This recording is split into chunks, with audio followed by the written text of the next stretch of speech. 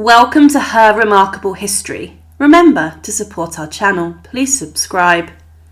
The horrific afterlife of Mussolini's mistress. Clara Petacci is remembered throughout history as being the woman who was the mistress of the Italian dictator Benito Mussolini.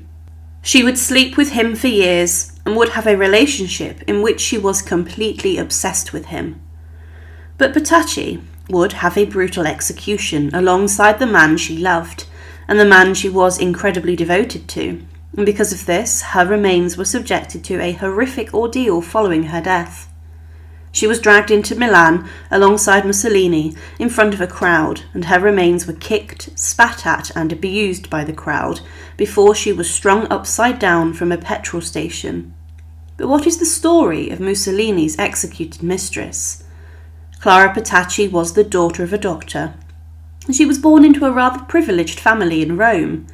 Her father was a doctor for the Pope and the Vatican palaces, but he became a supporter of Mussolini and of fascism, and Petacci was influenced by her father, and because of this, she then became obsessed with Mussolini herself.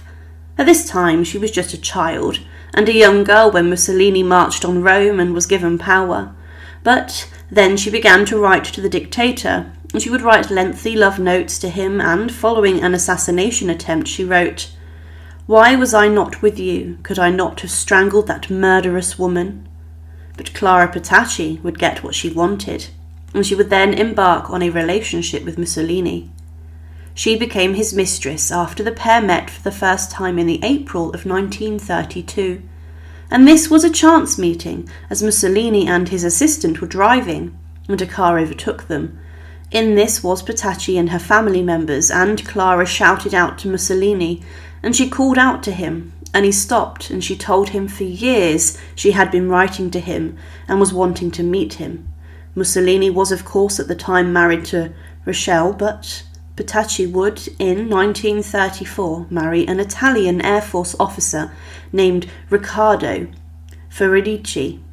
However, the marriage was short-lived when he was sent to Tokyo to work, but Petacci would then become the mistress of Mussolini. She was at this time 24, and Mussolini was 53 years old.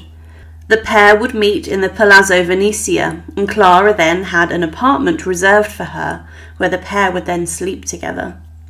She was blindsided by her love for Mussolini, but Mussolini was happy that he had a mistress who was much younger, and he enjoyed their controlling relationship, and he would pick her up and drop her off when he wanted.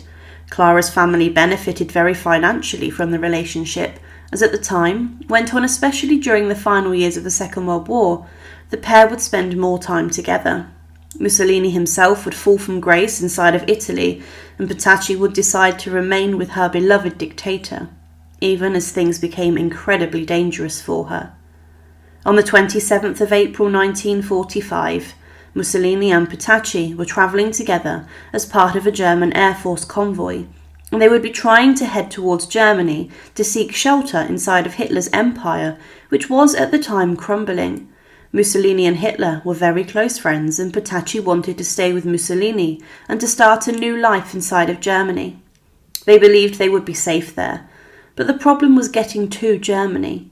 The convoy and column they were part of included many other prominent fascists, but the partisans would attack, and they searched the convoy and they found Mussolini hiding out with his mistress in the back of a truck. They couldn't believe who they had found, and they were more bothered by Mussolini than his mistress, but she would also suffer a brutal fate.